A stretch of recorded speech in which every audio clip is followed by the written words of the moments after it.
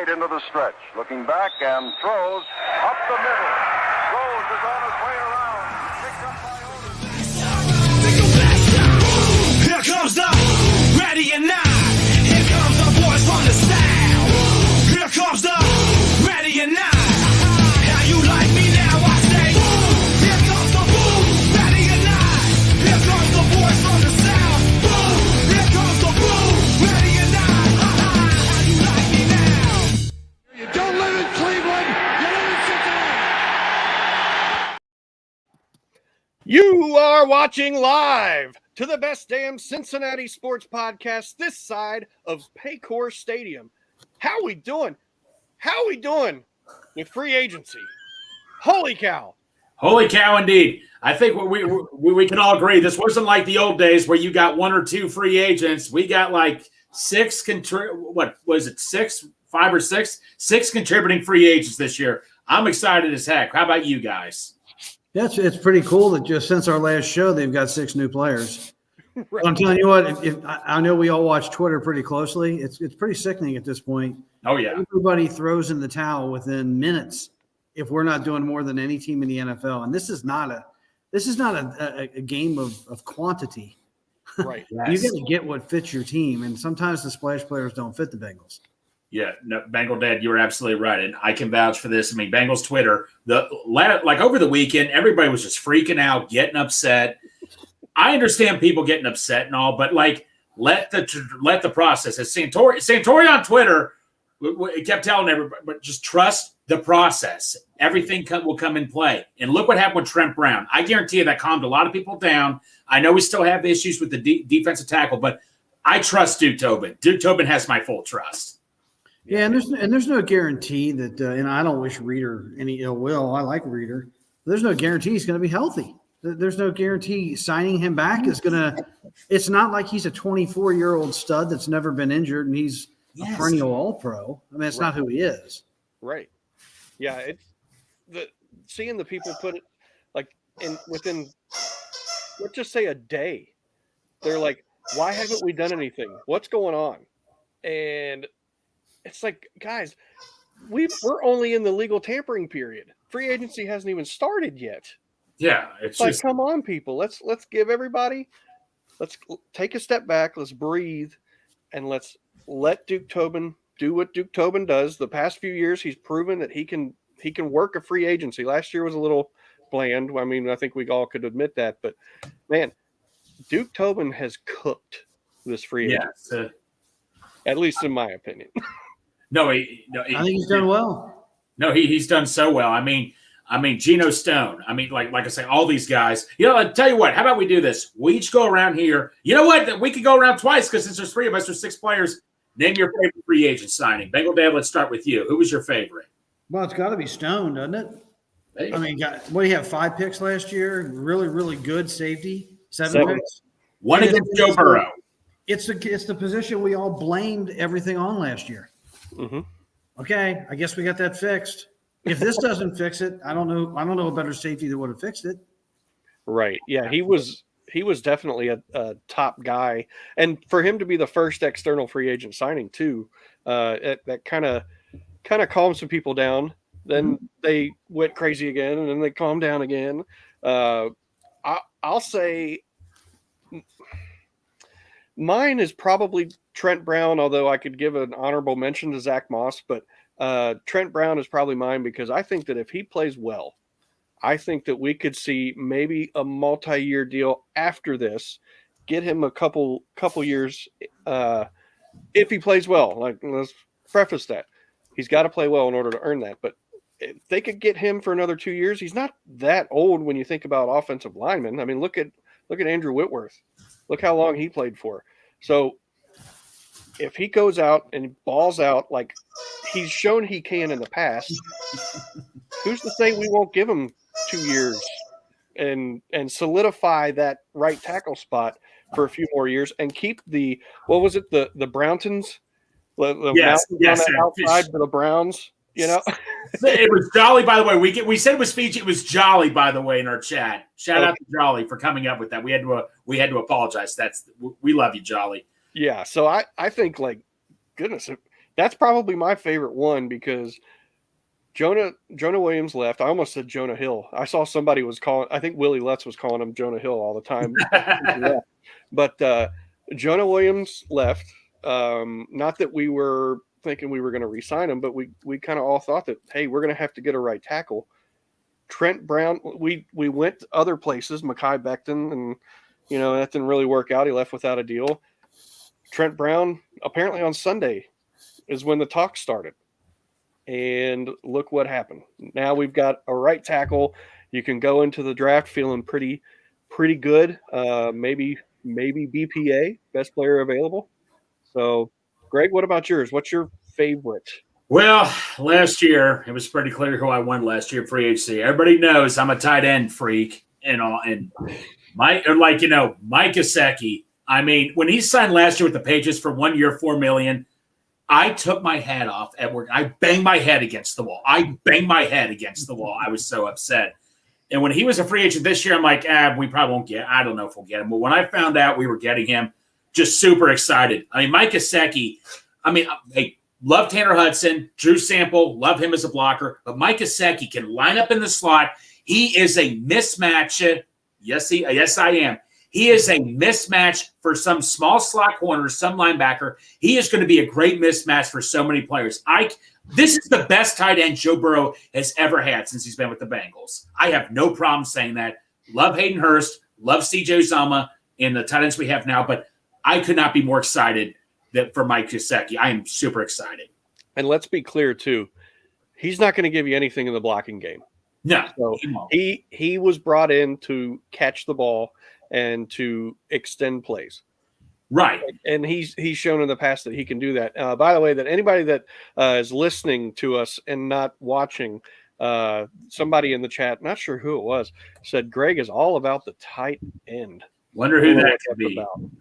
Wonder who that could be. But, here's the thing. Like I say, and I still, like I say, when we got Tanner Hudson back, I was happy because I said I more so thought Gesicki was placing Tyler Boyd's role in the slot. If anything, I still say go get another tight end. I'm not sure about drafting another tight end. If he's like one of the best players available, like in rounds 4 through 6, then sure, that's fine. But if we're James, because I know your argument was give me Hudson, Sample, and a draft pick. I think you and I can come to an agreement right here. This is a perfect fit. This is a perfect. Yeah, I was saying Hudson, Hurst, Sample, draft pick. Okay. Just insert Gesicki for Hurst, and yeah, there you go. Essentially the same plan. So we'll see if with a tight end like Mike Gesicki that can extend plays and really is a receiver when you get down to it. We'll see if the Bengals utilize it a little more than they have in the past, because that's the big thing, Bengal Dad, don't you think? Oh yeah, definitely. Yeah. So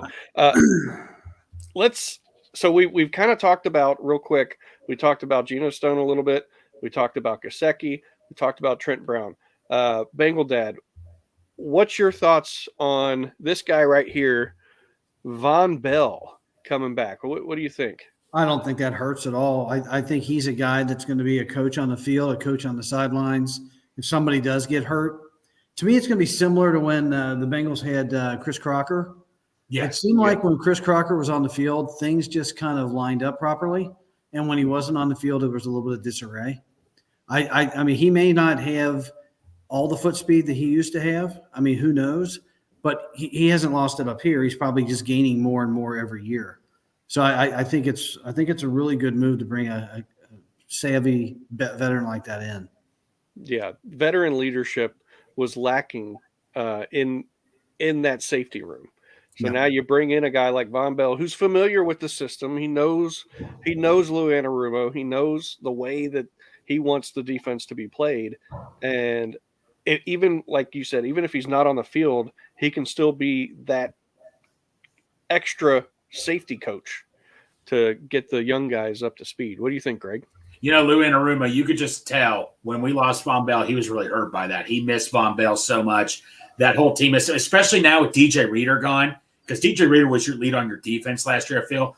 Von Bell, though, was such a great guy to have because he knew He knew the plays to call. And Von Bell's that guy who's there every morning, the start of the morning. Great locker room guy. Everything you want in a player.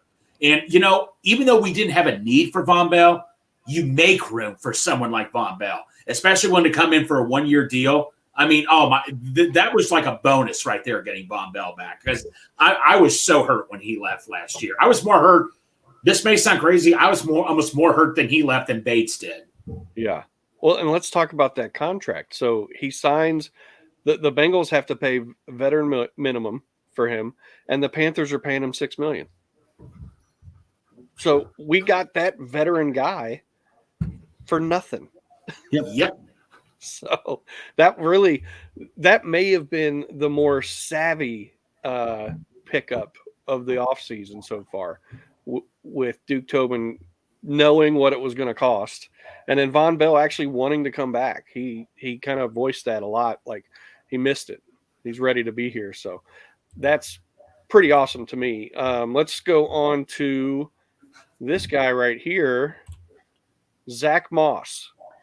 I think this is going to be the lightning rod pick. Yes. Everybody's going to be watching Mixon. Everybody's going to be watching him. They're going to be comparing. Yes. I mean, as long as he can average 4+ a carry and he can block well in the passing game and catch some passes, I don't think he has to do any more than that. Yeah. The guy doesn't need to run for 250 yards a game. Doesn't do anything crazy. And I think this allows them to be more comfortable getting more carries for Chase Brown. Mm-hmm. And let's think, last year he was with the Colts. Jonathan Taylor didn't play at the beginning of the year, and Zach Moss was the guy. Mm-hmm. And he played well. Played so well. I mean, he was running through. If I remember right, he had like 125 yards against the Ravens. So we all know what that defense can be like. But yeah, to me, Zach Moss he's not going to have to carry the load too. They're going to want to get Chase Brown more involved too. So you've got these 2 5'9", 5'10" running backs. You've got the behemoths in front of them. Our defense is going to be able to see them coming out of the backfield. 5'9", and you got 6'8", 6'6", and 6'4". I don't know. Let's hope that's a problem. Yeah. But let me ask you, exactly. I want to dig deeper into this whole situation. Here's the thing. Nothing against Joe Mixon, but the last 2 years, I wanted to go to a committee. Joe Mixon didn't fit the committee. He wanted 80%. What's up, Matt? He wanted 80% of the snaps. I feel much better going to a committee, keeps going with 3 running backs. I still think we needed one more. We could draft one later rounds. But this is a perfect committee right now with Moss and Brown. Gives you 2 guys. They can give you explosive plays. I mean, Joe Mixon, he did a great job. He'll give you those 3 or 4 yards that you need. But for big plays, how many times did we see? He had the break. He had like that breakaway touchdown, and he just couldn't get there. Zach Moss can give you that. So can Chase Brown, who we've already seen. These 2 guys can give you explosive plays. I mean, bottom line, let me ask you guys this. Were you guys shocked? I was shocked we moved on from Mixon. I was shocked. But I was happy. I was happy we're going with this 2 running back system, but I was shocked. Were you guys shocked? The way the running back market was looking, I mean, Aaron Jones got cut, and all these players weren't getting much. Then all of a sudden, you saw Derrick Henry get a good deal. You saw who else? Barkley. Saquon Barkley got a big deal. Tony Pollard had a good deal. You saw these guys starting to sign some pretty big deals. And it was like, well, Joe Mixon kind of looks like a bargain now. Like, yes. I'm fine with him staying. That's the way some fans thought. And then all of a sudden, like, I don't know how it worked on your all's phones, but on my phone, the first alert was Zach Moss signing. And then 5 seconds later, it was Joe Mixon was released. Like, that's how it worked. It was that quick. Yeah. So I was on a high, and then I was on a low because I love Mixon. I love him for what he's done for the city and for what he's done for my son personally. And, I'll never forget it. He'll always be a Bengal and one of my favorite Bengals. But I was stunned. Yeah, stunned is a good word for it. Bengal Dad, what about you? I think the other thing that this does, maybe this finally opens the door for us to see Travion Williams play a little more. Mm-hmm. Trayvon's a really, really good running back, and that guy doesn't get very many opportunities. Right. And I would like to see him maybe get one series out of maybe one series a half, or even a series a game, and just sprinkle him in a little bit. Right. The guy is a really, really good running back. I want to see him before he retires, see what he can actually do. He continues to make the ball club too. They continue to sign him back. So they see something, whether it's special teams work or it's, right. That's even all we get to see him do. Even if we lost T, we'd still have T returning kicks. But we talked about that ad nauseum last year. Like get Travion some more run, get Chase Brown more run, make it more of that committee. And from what I heard, I can't remember who said it, but Dan Pitcher apparently wanted to get away from the bell cow system and move to the committee system. So that's why I'm saying, like, Zach Moss he gets 55% of the carries, and then you get Chase Brown at say 35%, and then the other 10% goes to Travion. Yeah, I think the days of the running back lathering up and getting stronger in the fourth quarter, I don't think there's many running backs. It's kind of gone the way of the pitcher in baseball. I mean, you don't get complete games. You don't have a lot of teams that have a single back, and that's all they go with. Right. Yeah, and James, go back to what you said. They took a 180 on me because forever I said Mixon's overpaid. When I finally said, you know what, this is a good deal because running backs are now making more money now. Right when I said that, they pulled a 180 on me. Right. They were just waiting for me to say it. Yeah, still crazy. Still crazy to think everything that's gone down this offseason. And we're, let's see, literally a week into it because free agency started Wednesday at 4:00 last week.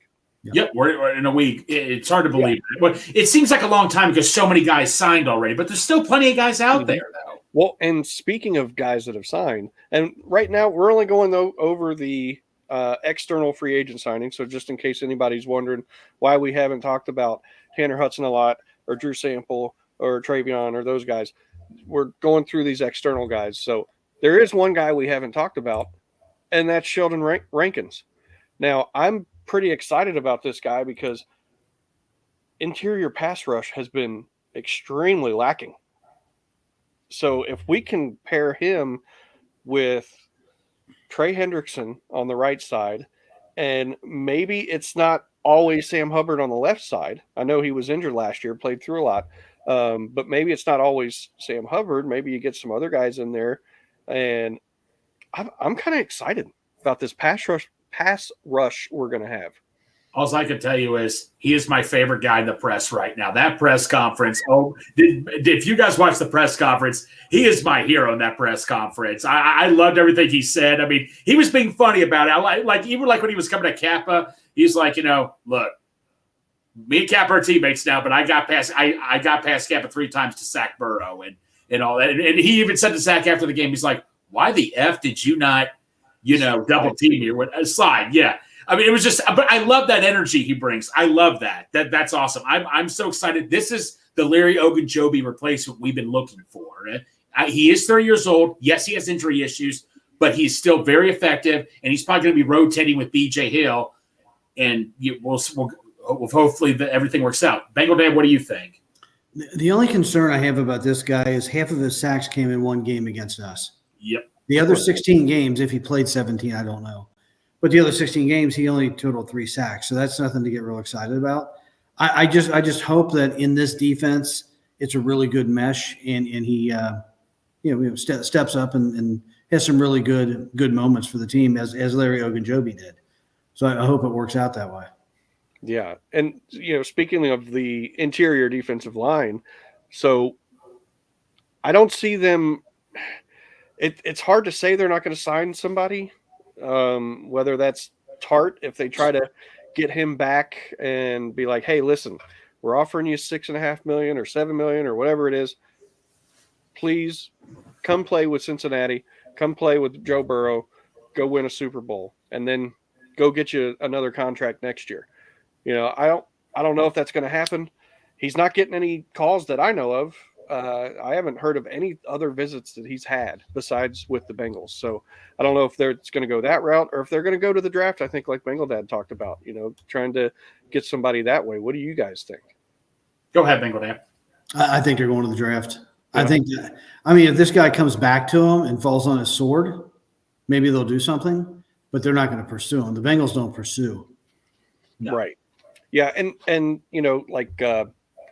it was weird to see them trade Joe Mixon. So do you think that they could try to trade for somebody? I don't know.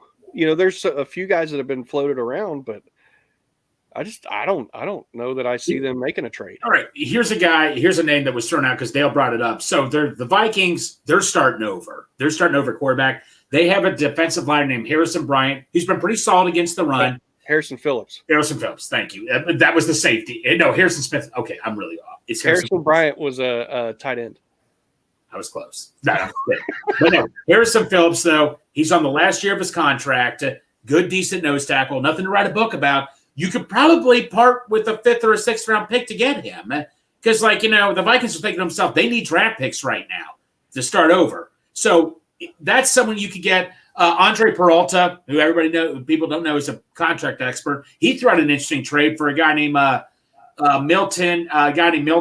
His last name's Milton. He plays for the Eagles. He's a good run stuffer. Maybe you could exchange a couple draft picks to get him. I have a feeling the Bengals might pull a rabbit out of their hat and surprise us all. I just have a feeling. I am not guaranteeing anything, but I trust. They do stuff we don't expect them to do now these days. So nothing would surprise me. I think they're going to pull a rabbit out of their hat. I really do. Gosh, I thought you said something else. Pull a rabbit out of there. No, Amy, I'm not always thinking of tight ends, I swear. Okay. But no, Bengal, yeah, but like I say, Tart, though, there's a perfectly good reason why there's no other teams interested in him. Although Titans fans have been very adamant and said they loved him. They said he brings a great attitude, but like Bengal did, you put the nail on the head. Tart, there's no way the Bengals are going to cave in. Tart's going to have to say, look, just give me what you can, and I'll play for a prove-it deal. That's it. And if he's willing to do that, I'm willing to take a flyer on that. Yeah. Why not? Yeah, I'm down with it. With the thickness. What do you guys think about the internal free agent signings? The guys that were on the team last year that we signed. Is there a guy that sticks out to you? Go ahead, Mango Man. I don't think anybody sticks out. I expected all those guys to sign. There was no surprise, like we thought we were going to lose him, and he came back. Right. So, to me, no surprises there. There was one minor surprise. Akeem Davis-Gaither, I thought he was going to try to move on and find another team, maybe to get more playing time. I'm not going to lie to you. I'm so happy we got him back. I was a little surprised, though, but nobody tried to go after him maybe it's just because I'm a big Akeem Davis-Gaither fan. And I guess the other surprise, Drew Sample, 3 years, $10 million. We knew we were going to get him back. Didn't think it was going to be that long, but 3 years, $10 million. It's not as crazy as it sounds. It's not that big of a contract. It's not that crazy because the salary cap just keeps going up and up and up and up, and that percentage is saying Torrey talks about, who's not here yet.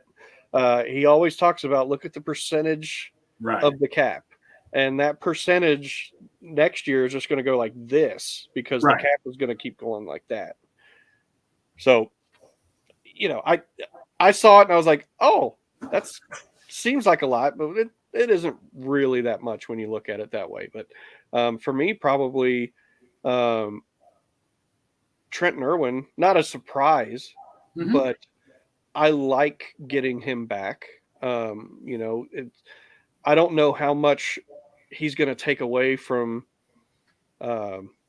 Charlie Jones or Andre Yosivas, but I could see Trenton Irwin and Charlie Jones kind of vying for the same role, if you will.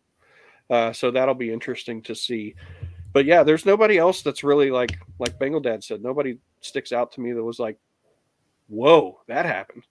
Right. Could you guys see a surprise internal signing if this continues for maybe another month or so or 2 months? You mean like a free agent internal signing that we have, or I think like a Tyler like a Tyler Boyd. Oh, okay. Because I mean, if this keeps going and the market isn't strong for him, we could get him back very inexpensively.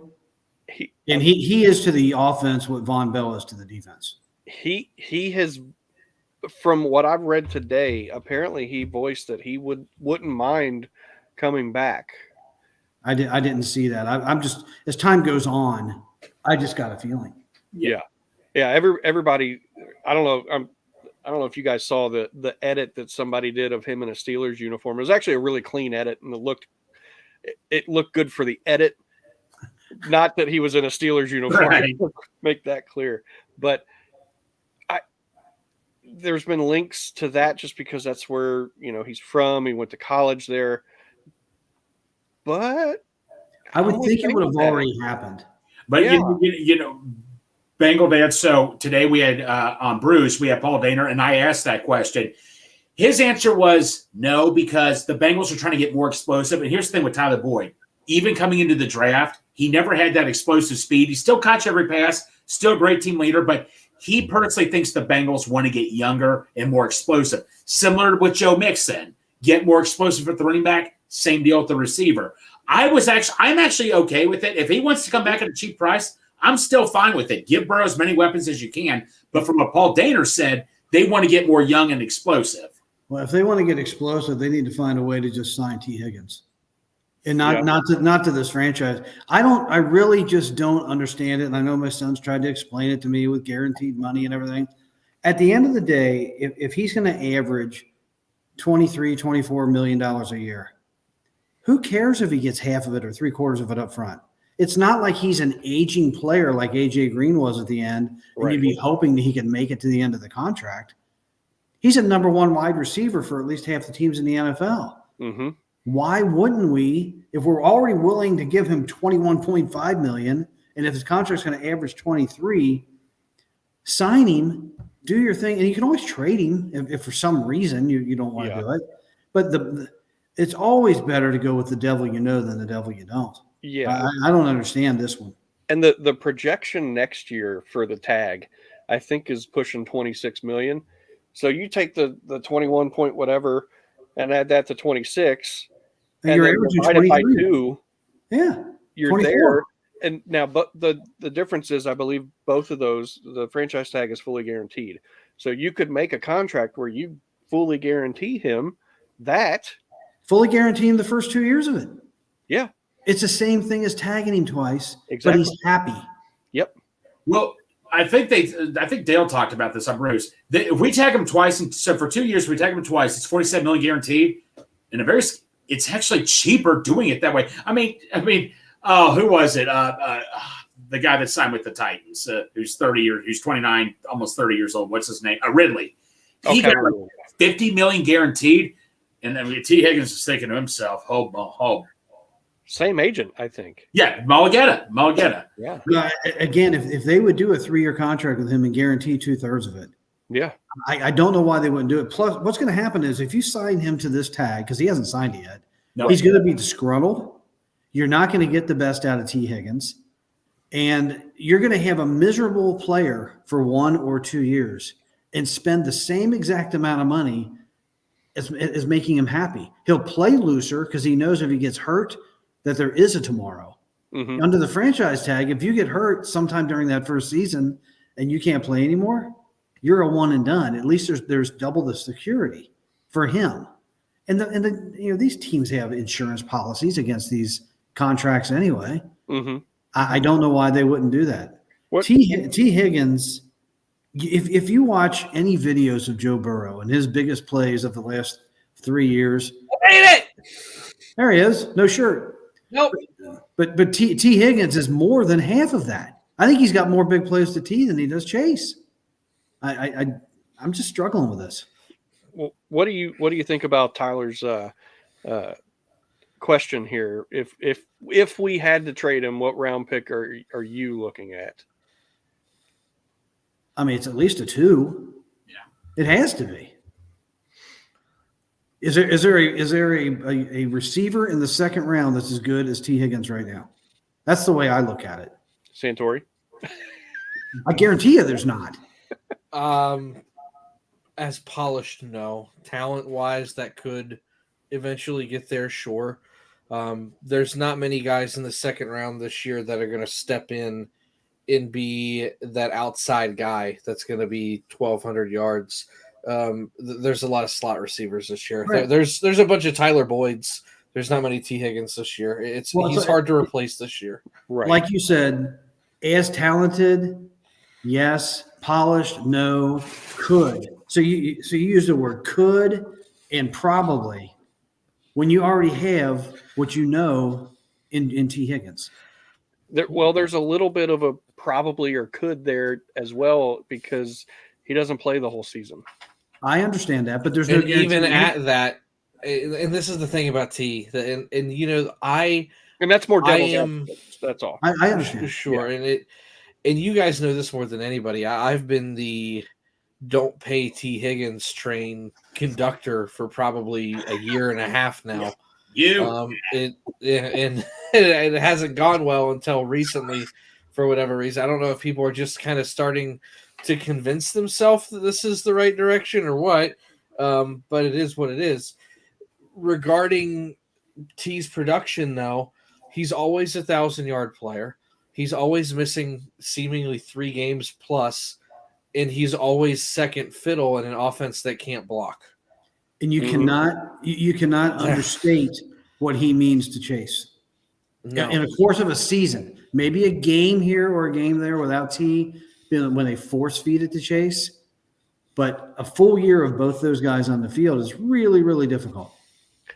I think Santori said it there, and I think he wants to elaborate on it. The playing on a team that can't block. What about it? We can't block. Well, yeah. if we block and give Burrow time to be But able to, if you block and give Burrow time, if you had a perfect season, and what I mean by that is Chase, Joe, T, and the 5 guys up front are healthy. Yeah. I can deal with a Boyd or a Gesicki going down. I can deal with a Chase Brown or a Zach Moss going down for some games. But let's say you got a full 17 out of those 8 guys, which is just almost unrealistic at this point. But if you did, and that line blocked to what we think it might be able to do, which is a B- to B level, I'm not trying to overstate it and say they're an A group. They're not. Right. But at times last year, they look competent at a C. Another year, more gelling, more talent, maybe a B-. If all of those stars aligned, how many yards does T have? oh god, 12, 13, 14, along with Jamar Chase. We've seen T hit a grand and Jamar hit 15 before, or Right. 14, 15, 14 whatever. plus, yeah. And that was when Joe was running for his life. Mm-hmm. So I don't know. I mean, there's so much firepower there. It's hard to replace, but man, I don't believe in paying 2 players at the same position. I've stated that multiple times. Mm-hmm. However, I've been getting some really, really good nuggets lately. I don't know if you guys have been noticing because I've been texting you the nuggets as I'm getting them through free agency. Not many of them have been wrong, and I'll say that. So I've got some good little sources here. The same group of guys told me that T. Higgins was offered like $18 million a year. It was just a little bit north of what his previous contract offer was, which was at 17 average annual value. That wasn't the issue, supposedly. It was more guarantees and how the contract's structured. The quote I was given was, T would have been good playing at an average of the tag, which was about 21. So, I mean, would you go 3 years, 60? At that point, I'm like, yeah, he just got significantly cheaper than I thought. I thought he'd have been a lot closer to 75. I would do that and guarantee the whole contract. Easily. Well, He's young. And that's coming from someone who doesn't like to guarantee money to players. Right, right. But that would be foolish not to do that. That's supposedly, now granted, take everything with a grain of salt. That is what I've been told. This same person, we'll say, 'cause it's really kind of a group of 2 or 3 of us that talk, also told me before Sunday, which is when Trent Brown said that he talked to the Bengals, that they were going to talk to Trent Brown. They had also told me a few days earlier that Becton was going to come in for a visit before that was reported. They got those two things right. They told me over 24 hours ago that once they switched a corner, it would be Xavier Howard, Eli Apple, Adoree Jackson, and a couple other names. Every single one of those names have been connected already. So I don't have reason to doubt this person at this point. Because, and I've put out there, I do my little Malik style cryptic tweets as soon as they tell me, so I can go back and kind of be like, there it is. All those things I've put out there before they happened, just strictly from these guys that are feeding me information. And they said it was somewhere between 18 to 20 million a year, and that wasn't the issue, that it was the guarantees. So It sounds like T's willing to take a little bit less, and the market's really not all that crazy because Pittman, who we discussed on the show, got 3 years 71 or 3 years 69, and I think it's 71, and he plays all the time. He doesn't have the injury concern. So when you look at those contracts, maybe that is the market for T type of player. Maybe it is 21, maybe it is 20, and if that's the case, and T has another, I will say meh year, but for T, that's 75 receptions, 950 to 1,100 yards, and 7 touchdowns. If he does that again on the tag, and that's just what the tag's worth, I think I might be willing to roll the dice on a 3-year extension. I don't like paying 2 guys, but that's not inordinately expensive. Right. Yeah, we were just talking about the percentage of the cap. Mm-hmm. We were just talking about that, and I gave you props because you're the one that always talks about that. That percentage of that cap, it just keeps going like this and getting smaller. Right, and the way I look at it is it's called average annual value to percentage of the cap, right? Mm-hmm. So for reference, and I'll pull up some guys that are currently getting paid this year. Because Calvin Ridley was kind of the one that blew everybody's head off. Yeah. When we saw that. 4 years, 92, average annual value of 23. At 23, average annual value divided by your 250, he's right around 9.5%, right? 9.2% of the average annual cap. If the number's really, we'll call it 19, because I've been told anywhere from 17.5 to 21. We'll call it 19 just to be safe. If it's really 19 of 250, that's 7.6%. You're going to pay Trey Hendrickson more than that next year. Yeah. Trey's going to make 20. And then the cap is supposed to be, by the end of T's contract, $300 million. So let's say even if it's backloaded, like most of them are, he plays out the full thing. It's not extended. It is what it is.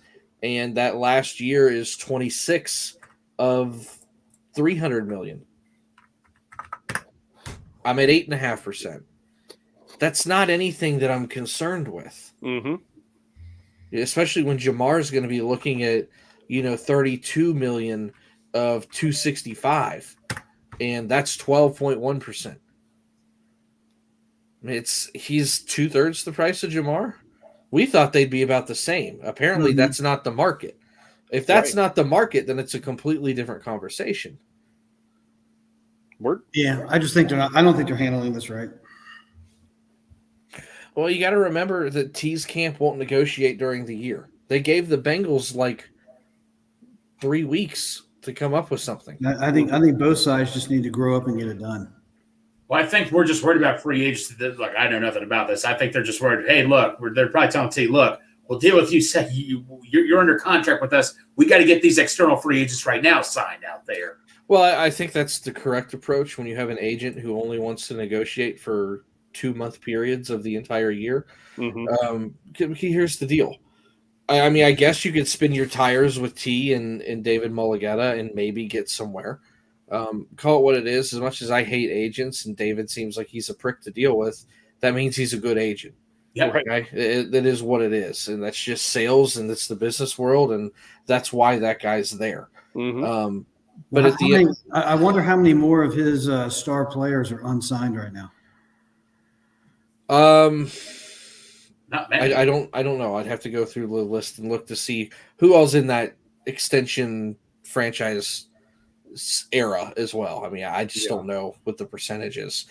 With that being said, if you're only willing to negotiate for a small period of time and the Bengals know I'm going to put the tag on you, it's 20 against whatever I'm doing, or I think it's 21.2 this year. I just account for that. If we extend you later and I save more money, great.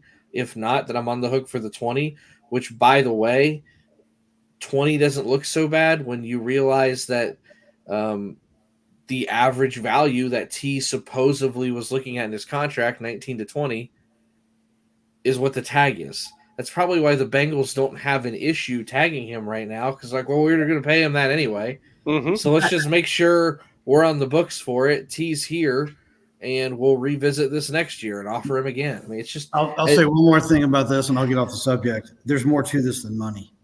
You got to have your player in the right headspace. If you want to win a Super Bowl and you're dealing with one of your elite players, you got to have all those guys in the right headspace. Mm-hmm. And they're not in the right headspace on the tag for fear of injury. No, we saw with Jesse Bates. He played soft as shit for half a year. I think the Bengals are toying with something that they don't need to because they've already had 4 years of Joe Burrow vanish on them. We need the Super Bowl. Hey, so say, Tori, earlier we were talking about the DT. Clearly, that's one. I saw your chart, by the way, on Twitter. And by the way, I want to say I admire your positivity that you've been keeping, because a lot of Bengals fans were freaking out, but you kept your positivity up, and I appreciate that. And I agree with everything. You said you saw my what on Twitter? Your chart list on Twitter. The only thing left was not sign DJ Reader back. Oh, that thing. That was okay. Yeah. No, I mean, and on that list, that was as much as I could say it's an incomplete list, I didn't expect that to happen either. Mm-hmm. So what do you do? Do you see us going to the? I asked Paul Dana this. He says we literally have to pull a rabbit out of a hat, make a trade or something. Do you see the Bengals going to the draft with this defensive line group going into the draft? Do you think they make a move before the draft to do something at D line? No, I see them going in with this group. I see them going in with maybe they bring, because Tupou's technically a free agent. There's a lot of those guys that you kind of expect to be back who are just unsigned back end pieces of your roster. Mm-hmm. Tupous, those kind of guys. It wouldn't surprise me if they get like those invitee contracts to camp just so they can say they have the body. In worst case scenario, it's Tupou, Reader, a draft pick, and BJ Hill. You definitely don't want to go anything less than that. There's not many trades that happen between right now and the start of the draft. Maybe within a couple of days of the draft, you'll start seeing some weird movement. You definitely see it on draft day. You're more likely to see it from like May to the beginning of August than anything. Right. Especially because at that point draft picks are signed. We know what our roster looks like. There have been some off-season injuries. We've been through mini camp. We know who's doing well. We know who's looking like they've regressed. Teams are starting to get desperate. So the price on your assets, so to say, has been driven up as the timeline shrinks. Mm-hmm. I don't think this is the group they're going into the season with by far. But I do think this is the main core that they're going into the draft with. Okay. Just a tier tart. I mean, he's out of the picture completely, right? Not from what I've heard. Okay. It sounds like he's having a little bit of a come to Jesus moment with the fact that he has zero market. And if you look at a couple accounts out there that have said that, hey, he didn't really get signed because of this attitude and this personality. Titans fans have jumped all over those tweets and have been like, yeah, he's an asshole. Now, was it a TR Tart problem? Was it a TR Tart and Mike Vrabel problem because Mhm. the players reportedly, on the whole, couldn't stand playing for him. That kind of rah-rah old school approach just doesn't work anymore. We've talked about that endless times. What's he do with a new surrounding? I don't know, but obviously the Bengals have been interested. They put in a waiver claim for him last year, just didn't get it. Brought him in for a visit this year, and they were really close to signing him until he jacked up the price last second, and then the Bengals went, no, we're out. They tried to play hardball with Mike Brown and lost. Go figure. And it sounds like his camp is kind of slowly coming to the it's March 20th realization, and we have no market. And he's the best one left. I was going to say, pretty much everybody else is signed. So now, but teams look at that and go, okay, do I want to roll the dice on, because the Bengals supposedly offered him $6 million a year. He's probably not getting that now. Now it's probably closer to 4 or 5. Do you want to roll the dice on a veteran who didn't play well last year at 4 or 5 million, or see if you can land Newton first? What makes more sense if you're a team in need? Mm-hmm. It's not Tier, it's hard. Yeah, you can wait. Yeah, that's true. Especially if he's not signed by the draft. The Bengals have the luxury of time, and they're really just a starter and a depth piece away from everybody looking at this roster going, oh, yes. It's not – everybody goes, oh, DJ Reader left, so we're like the worst team ever. You lost a run stopper on the worst run defense in football. Mm-hmm. It doesn't really get much worse. I know he was a bright spot, but you were still giving up almost $120 a game when he was in there. Right. I can find 2 or 3 guys and rotate and stay healthy and alive to do that and not pay one of them $13.5 to $14 million a year. Mm-hmm. What about Calais Campbell? I know he's 38, but he's still playing at a high level. I mean, wouldn't he be worth to bring in as just a rotational guy, maybe near the end of the game or something, kind of like White Freeney or something? Or sure, he's one of those guys that's probably just going to be chasing rings at this point and going if he wants to. But he's going to be one of those guys that again signs after the draft, late into preseason. He'll be like a preseason week 2 ad when someone gets hurt and they start calling him like, hey, I'll give you $3 million to come play rotational 3 tech. And he's like, okay, like I don't have to, but whatever. Right. So that's how that situation will probably go. Now, Bengal Dad, do you still have some time? I know you were wanting to. Yeah, I'll scoot out here in 10 minutes. Okay, so it's like he's a celebrity. We had to ask him. Well, he's still good? Yeah. But before the show, dressed up all bougie? Yeah. He was hoping to hop off around 45 minutes in, but he also would like to chat about the Reds just a little bit. So we'll pivot. What's left of them for just a few minutes.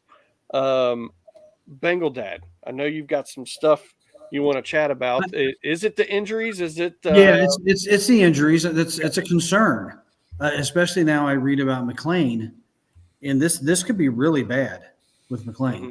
They said it's his left shoulder, but surgery is not out of the question. Yeah. And McLean is a corner piece of all these young kids. To have him potentially out for a very lengthy period of time, to have Marte, who when he comes back, he's probably not coming back at game 81. He's then going to have an extended spring training. And then you have Friedel. I don't know how long he's going to be out. Those are some really, really key pieces to be missing already for a team that we were hoping could play somewhere to the average level of what they did last year. Not getting off to the quick start quite just yet. No. I mean, I have not paid a lot of attention to them at all in spring training, but everything I'm hearing is that the starters are getting pretty roughed up. And everybody was leaning about what a strong rotation this is going to be. It is spring training, so it doesn't count right now. But I'd rather him be pitching a little better than worse. Well, and I know Frankie, the guy that they've named their opening day starter, I don't know if he got hurt or what was going on with that, but he left after like a third of an inning the other day. Yeah. So that's not good. Williamson got hurt and left the other day. So there's 2 starters that have already been dinged up, including 3 or 4 pieces on offense who have been hurt or suspended. Now, granted, the thing we've kept preaching is that this is one of the deepest rosters we've seen. You just don't want to have to use that depth immediately. Day one, right? I hate to be worse, but Edwin Arroyo is already done for the year. No one cares about a single A player right now. Well, he's our top prospect, but yeah. He's not playing this year. Okay. I don't know. We're injured. We might need him. We might need him. No. Well, and I'll tell you the other player that concerns me, and I don't think this guy has come close to living up anywhere close to his billing, is Hunter Green. Yeah. Mm-hmm. Hunter Green, I mean, he'll have a few good innings, but it seems like every time he gives up a walk and then there's an error behind him or a flare, he gets up 2 or 3 runs that inning.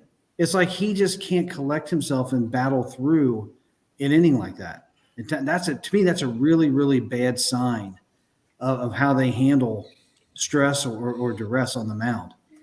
And if he's supposed to be one of our best pitchers, that kid needs to grow up pretty quick. They always said how mature he was for his age. He's a little jacked up in the head, in my opinion. He has a hard time getting through those innings, and that's what separates winning from losing. Well, it's like every time you look at his box score, you see the same thing, right? You'll see 5 innings, 2 or 3 runs, all on a home run that he gave up somewhere in the middle, and they'll come off of a walk or an error, like you said, and then it'll be like 2 walks and 8 strikeouts. It's like, dude, if you could collect yourself for that one batter, I was going to say those 2. it would be so much better. Yeah, if you're a big strikeout guy, you need the strikeouts, kind of like they always say about stolen bases. It's not how many you get, it's when you get them. It's the same thing with a strikeout. When you're in that situation where your defense has let you down or lady luck is against you and you hit that broken bat flare for a single, that's when you need to bear down, strike the next guy out, not get all pissy on the mound and turn it into a multi-run inning. And that's kind of that's the story right now, in my opinion, of Hunter Green. Yeah, he's got what seems like all the potential in the world, and he's working on another pitch I've seen. If he could just put it together, like you guys have said, gosh, he'd be a monster. He'd be – I'm trying to think of a player comp. Santori might think of one better. But, I mean, he's got potential to be one of the better pitchers in all of the major leagues. Yeah, I mean, it's just like I say, and this is our time because the rest of the division does not scare me this year. I mean, you look at the Brewers, they traded away most of their good players. Pirates, well, it's going to take them a while to get okay. But Cardinals, look at the year they had last year. Cubs, team we need to fear probably the most. Other than that, though, I think it's a wide open division this year. Until the Cardinals are traded to a AAA league, they will always scare me. Yeah, they always find a way. They are the Steelers of the NFL. No, they are. I've said that too. Yeah, you're right. Yeah, They will always find a way to just kind of be an asshole. Even if they're not great, they're going to just, can you go away, please? They'll figure out a way to get Adam Wainwright to come in and pitch a game against us, and somehow he'll throw 7 scoreless. Yeah. They'll bring up some kid you've never heard before. They'll go 5 2/3 innings, 1 hit, 8 strikeouts, and hit a home run. And you're going to be like, what the hell? And you'll never hear from him again. Well, hopefully we will get good news tomorrow on McLean. Hopefully so. Yeah. That would help a lot if they It did. went from no concern to surgery. Yeah. Is an option. It's like that escalated quickly. That's a Marvin Lewis injury report right there. Yes, it Yeah, is. pretty much. Right. Well, guys, I'm going to scoot out of here. I All right, brother. will see you next week. And Greg, keep working on getting the superstars in here. That's right. Yeah. Well, I'll try. I'm at Joe. I'm going to knock on Joe Burrow's door real soon when I find his house. Guarantee you that man has a moat with alligators in front. Yeah, that's what scares me. And in my case, a bunch of cats. I was going to say for him it'd be tigers. Yeah. Yeah. There's tigers and clowns on the front lawn. Yep, that's exactly it. And dolls. Yeah. All right. See you guys. See you, Bengal Dad. See you, buddy. Well, Santori, I mean, we kind of hit the external guys. Is there any of those external guys that you wanted to give your 2 cents on? In terms of Bengals free agents? Yeah, Bengals Yes. free agents, yeah. Or do you have a favorite? I don't have a favorite. I hope Geno Stone is as advertised, because one of the things that the Bengals need more of are elite athletes, and he is not that. He's more of a smart guy. He's probably going to fit more into the Chris Crocker role for communication and running into some picks. If that's the case, then I'm all for it. Let Jordan Battle go hit. Let Dax go be, that guy jumping quick slants underneath. That's what we want those guys to do. You can't do that unless you have an elite communicator in the secondary. Right. So that's what I'm hoping out of him. I'm not hoping that he's going to come running downfield and tackle guys in the open field, because guess what? He's one of the worst tacklers in football. Hate to say that, but he is. He's absolutely atrocious open field tackler. It is what it is. He's a center fielder who knows how to communicate, and that's really what the team needed.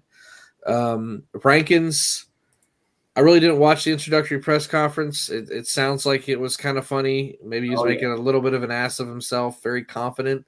Feisty. Sounds like. Feisty to go with Shiesty. A lot of talk for not a lot of production, so we'll see. This is the point of the offseason where I'm going to start being very critical. These are the pieces you need to get, but I'm not trying to be like, oh, yeah, he's an A. He's a great player. He's like a C+.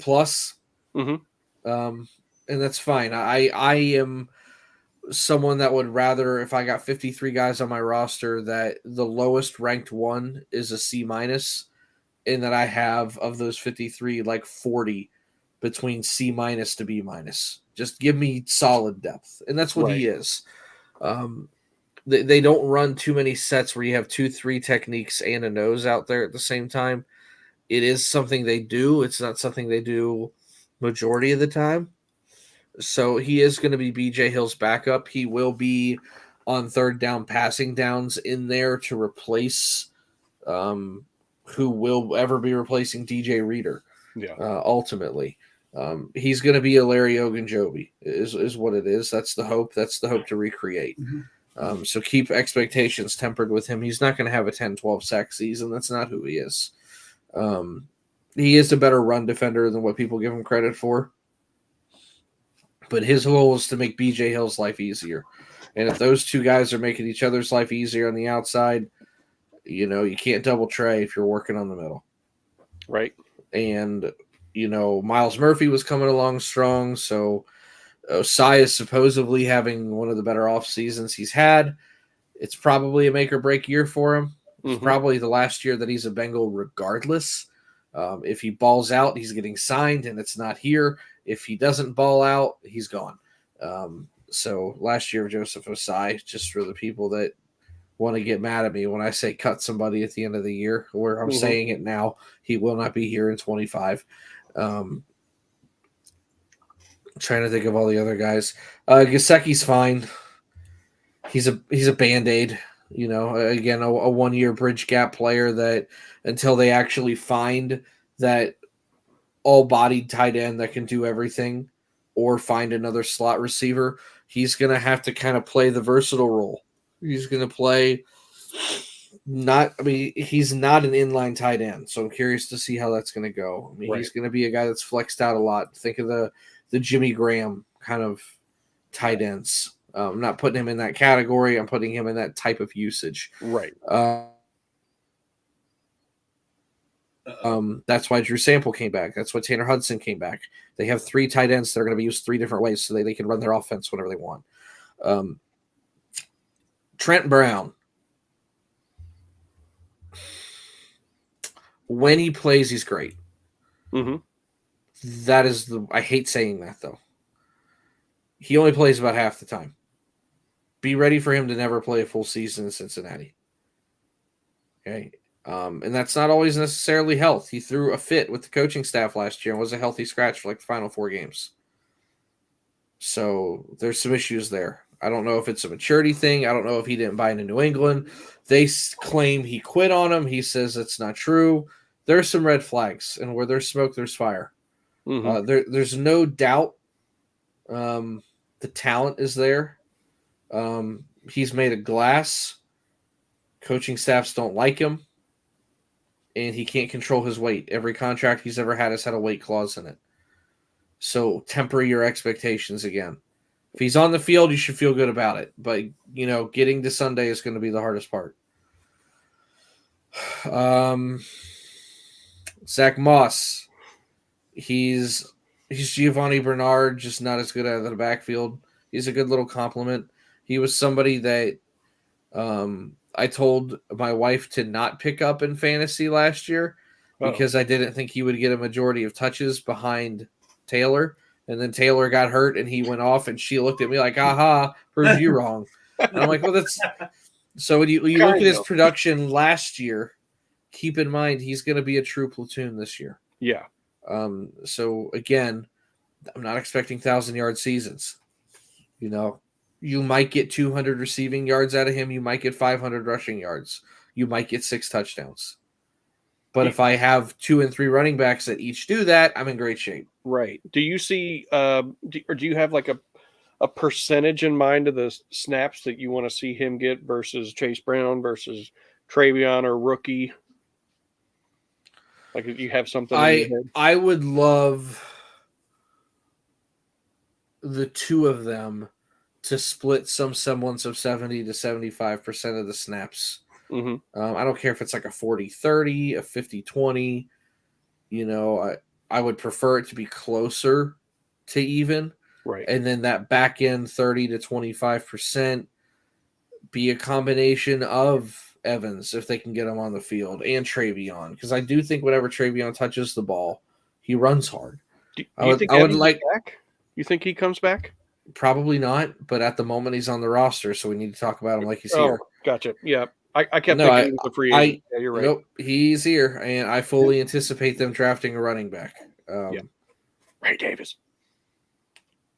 With that being said, I hope it's someone that's a thumper, not 5'8". Love Ray Davis, but if I got an equal 1/3 split between, let's say, Brown, Moss, and then I don't know, name a kid out of college, because they're going to draft a running back whenever they want, because none of them are going in the first round. Trey Benson, how big is he? What about the Wisconsin guy? Any of them, I don't care. Okay. Give me someone with a little bit of power to him. Yeah. Anywhere from the late second to mid fourth is in play. Any of those backs, especially if they're 210 plus. Mm-hmm. Any of those guys are going to be in play. So Trey Benson, he's there in the late second round. You would heavily consider it, huh? If I traded back or I had extra picks. Right. In the third, we've got 2. Now, it's not out of the realm for the Bengals to trade for a running back. They did it with Mixon. Yep. So just remember that. They also traded back with Jeremy Hill, I believe. No, we did, yes. Speaking of running backs, Santori, I don't want to go too off the rail here. Why have all these running backs been getting paid? Like Joe Mixon, if you and anybody would tell me he would have gotten that much money, when all of a sudden did they start getting paid? Like, I'm happy for them, but when did this happen all of a sudden? Joe got a little bit more than what he was going to get here. He got more guaranteed money, which is the weird part. The thing is, they're not paying a quarterback. Right. They're not paying a receiver, to my knowledge, unless I'm missing somebody. No, they've got Nico Collins and Brown. he was a rookie. Who's a rookie. Yeah. Right. Yeah, I mean they don't have any money wrapped into their offense. That's right. true. So you show the guys love that are going to be the staple in the meantime. Mm-hmm. And they're not anticipating paying Benson all that money. They're not anticipating him being there 3 years from now. But he is going to be a focal point of that offense. He is going to be a feature. He is going to be somebody that's in there on second and third down, getting check down passes from Stroud. He is going to be the bell cow back. He is going to be a large percentage of who they are, and they have a large percentage of money that they're not necessarily spending on anybody. Mm-hmm. So you might as well show the guy some love. There you go. It's not anything outside the realm of the normal running back market. He was set to make 8.8 here. I think this year he's getting like 9.2. $600,000 in the NFL is a sneeze. So he's making a little bit more money, and he's not splitting time. Yeah. You know, the only reason the Bengals were asking Joe to take a pay cut was because we have Burrow. They're trying to figure out Higgins, and they're trying to figure out Chase, and now we have Chase Brown. Mm-hmm. If it wasn't for the fact that Joe Mixon was like the third weapon in our offense and he was a feature, they wouldn't have asked him to take a pay cut. Yep. And Mixon could get that 60 reception mark that he hit, that he set the franchise record for the Bengals for receptions out of the backfield. He could do that almost easy with CJ Stroud in that offense. He could, especially with the way that CJ Stroud extends plays. Yeah. Because when you think about all the guys that have extended plays over the years, whether they're Roethlisbergers or Michael Vicks or your McNabbs and McNairs and Burrows and the list goes on, right? The guys that benefit most are the guys that hang around the line. Look at all those guys and look who their running backs were and tight ends were and what they did in the pass game. I mean, Mixon has done far better than anticipated in the pass game just because of all the weird checkdowns and hot clicks that he gets when pressure breaks down. When you go back to McNabb and Vic and everybody in Philly, look at what Westbrook and LaShawn McCoy were able to do when shit broke down. Look at Mark Andrews and Lamar Jackson. Oftentimes when you have a mobile quarterback, your tight end and running back get a large portion of receptions just from when things break down. Mm-hmm. Real quick, one thing we have not done yet, I know it's been scrolling around the ticker, but we need to hit our sponsors real quick. Brimminghorn Meadery! We are very excited to talk about Brimminghorn. Don't forget about our code HOODAY9 for 15% off your order of 2 bottles or more. Must be 21 years or older to order. Script Coffee. Greg, why don't you tell us about Script Coffee real quick? Script Coffee. I mean, I tell you what, Steve Huff, he has just been busy the last couple of weeks. You go on their Instagram, they go through like, oh, Lord, how many stories a day of people going to Script Coffee. Santori, I believe Ashley herself is like a regular there, right? Oh, yeah. Almost every day. I mean, no, if I lived a lot closer, I'd be going there myself. Such a cool place. People, Madeira, I know they've been out there. They said they loved it. So, I mean, definitely try to head out there. I mean, just business is going great for them. Yep. And then Santori, you want to talk about Midwest Best real quick? They got meat. They got meat. Hey, but no. Speaking of Midwest And Best. it's better than mine, damn it. Whoa. Dominic is a huge compliment right here. But no, yeah, as Tyler said, cannot wait for April 26th for Project Game Day. Going to be a fun time over there. And then we've got Three-Way City. Adam is he's revamping. Also, I was going to say, he's back in the lab. He's working on stuff. He's not working. Even with his eloquent voice, but he's got pigs and shit. He's got a lot of irons in the fire, and so be looking for some new merch coming out sometime soon. He sent us a mock-up of what it looks like. Different color scheme, looks pretty cool. So be on the lookout for that. I'm going to brag on Santori and Dale a little bit because we have raised over $300 just with the Project Game Day. Most of that's from one guy, but it is still really cool. Just because of the Project Game Day draft guide that Santori and Dale collaborated on, and Ashley, we'll throw her in there too. She proofread it. Yeah. A lot. So all I'm going to say is well done, fellas, because that was, I mean, I've read through it. It's I haven't read through all of it because it's a lot, but it is amazing. I'm just glad we have something out on paper so that when 3 years from now I can be like, I liked that guy, and I can look back and be like, oh, never mind, I didn't. Or yeah, I did. Hey, look at that, got that one right. Don't forget, if you still want a draft guide, they're going to be doing some little tweaks here and there, but here's we got a lot of tweaks coming up. By the way, here is our Project Game Day Venmo. And, a donation. It doesn't have to be a certain amount. Somewhere in the 1 to 5 range. We've had people donate upwards of $100 just to help. So if you don't know what the object, the mission of Project Game Day is, it's to send military veterans and adults with special needs to a Bengals game. So that's our goal for every single game of the season. Maybe even give them money for parking, maybe some concession credit, maybe pro shop credit. Who knows? It depends on what kind of money we can raise. So don't forget, there's the Venmo. We'll leave it up there for just a second. Cover up that beautiful big Savage Greg. I do have something else to push. I started talking about this about a week or two ago, and I needed like a solid 10 days to decompress from that draft guide because toward the end of it, I was just literally screaming in my sleep about running backs. You can ask my wife. I have sleep apnea, and I also a avid night talker and sleepwalker. Yeah, there have been some scouting reports in my sleep for sure. I screamed at the dog in my sleep the other night, actually. So hoping to get a sleep study done soon. Slowly losing my mind over here. But one project I am working on, and I don't encourage anybody to look into it yet. It is an active link just because I wanted to go ahead and get ahead of things. There is a Patreon for Project Game Day. Now, whether you actually want to receive the benefits from the Patreon or you just want to start donating, that's fine. The benefits aren't on there yet, but the link is active. We'll do $1 a month, $2 a month. Those are just the 2 subscriptions. All of it goes to that same kind of Venmo account that we just used to kind of feed people back into the community.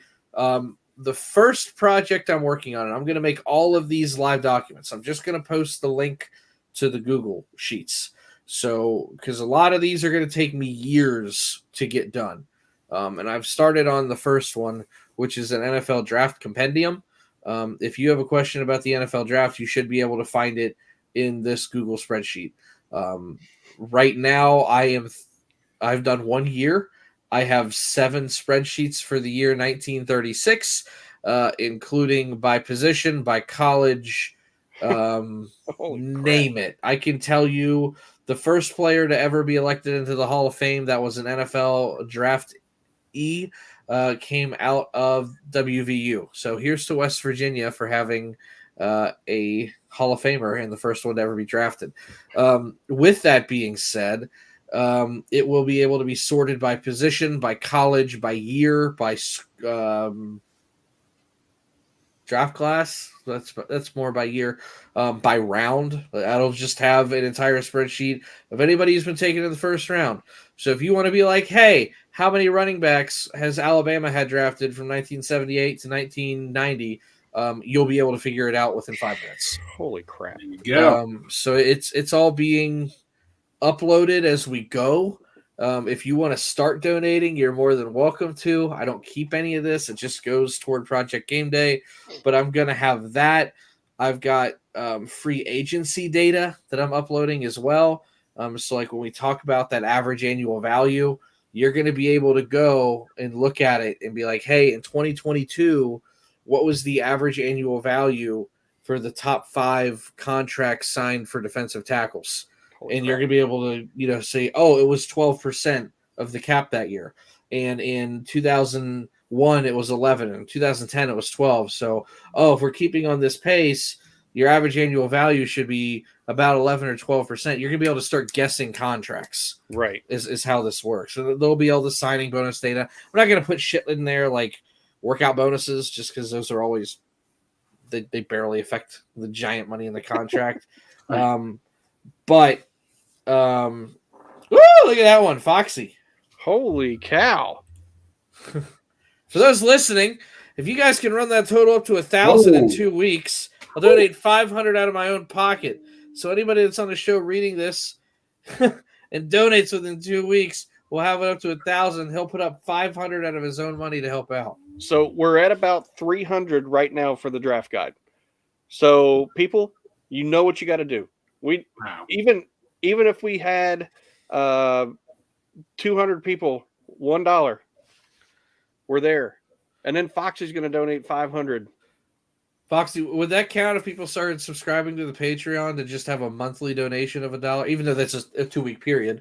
But would those dollars count as well? I'm not trying to put you up to anything here, but just because it all goes to the same spot. He did throw this out there, and or half of what they get in 2 weeks. So okay, Done. so Wow. there you go. Foxy, that is Wow. Thank you. That is more than generous. You don't have to do that, but I mean, you're the chain guy, Foxy, for a reason. You get these chains and then you give them to kids. It's amazing what you do, and for you to want to do that to help us out. Good night. You're a great person. Thank you, Foxy. And my wife agrees. But wrapping it all back together, any kind of stats that I do, and a lot of these are going to be done in uploaded that I work on through the summer.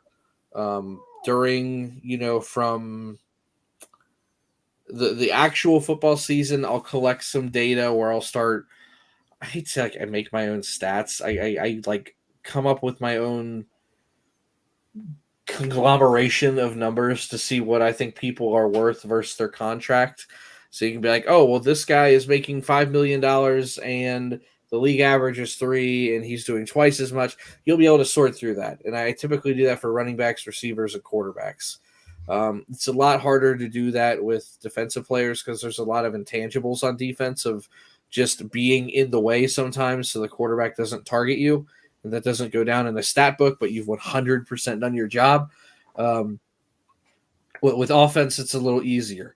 So there's going to be stuff that I do during the year that will be a weekly update on. I've got my own power ranking formula that takes into strength of victory, strength of schedule, current amount of wins, current winning streaks.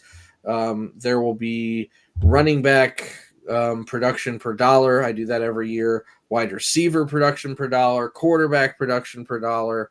You can sort it by if they're on a rookie contract or a second contract. And all these things are things that I've worked on over the years that help me evaluate whether do I want to take a guy in free agency? Do I want to take a guy in the draft? What's the cost of replacement? Is he really worth his money? Because last year I was like, man, they got to do something about BJ Hill's contract. $10 million is too much. And then I looked over at what everybody else was making. I'm like, shit, everybody else is making 11 and 12. He's cheap. Never mind. Oops. I'll shut up. It's one of those things that I hope to put together a giant database, even if it only lasts for a couple years, that people can go back through and look and just be like, okay, this is what guys are making. These are how they're producing. And then the other thing is I'm going to grade every single draft pick in NFL history. I've already done it for the Bengals. It took like a day. It was not hard. So it might, again, these are things that are going to take me years that I'm working on and compiling. It's just a bunch of data, but all the formulas are in there. It's all plug and play. But these will all be available through that Patreon. So if you're ever like, hey, I wonder, like you hear that the Bengals are bad at drafting in rounds X, Y, and Z. Well, you can go look at rounds X, Y, and Z for the last 50 years and determine if it's really bad or not. Right. That's pretty cool. That's going to be amazing to be able to have the patience to be able to compile all that. It keeps me from going out and spending money. Right. I sit at my computer and do this for 8 hours. No, I get it. And now, do you guys think that's a good place to stop right there? Or do you guys want to keep talking? My daughter's in there in the other room sick, so I want to get in there shortly. What do you all think? I need to go out to eat. I'm very hungry. There we go. I have not eaten today. Wait. I had a Costco hot dog. That's it. Oh, okay. So you haven't eaten today. Okay. Yeah, you've definitely not eaten. All right. Well, Greg, I think you know what's coming. No. You need to get us fired up, and you're going to get us fired up for one Mike Gesicki, your favorite free agent signing. you got to get us fired up for him. What's he going to do? How's he going to perform? What's his touchdown dance going to be? All of that. What Joe Burrow is going to think of him. You give us all that. You know the drill. You're going to have 10 seconds, okay? All right. And in 3, 2, 1. That's my trash you done made, so you bagged him. I'm a savage. Yeah. Classy, bougie, ratchet. Yeah. Sassy, moody, nasty. You know who has the best gritty in the NFL? Mike Gesicki, because that's what he's going to be doing every single game for the Bengals when he scores 2 touchdowns a game. Howdy! And right into the stretch. Looking back and throws up the middle.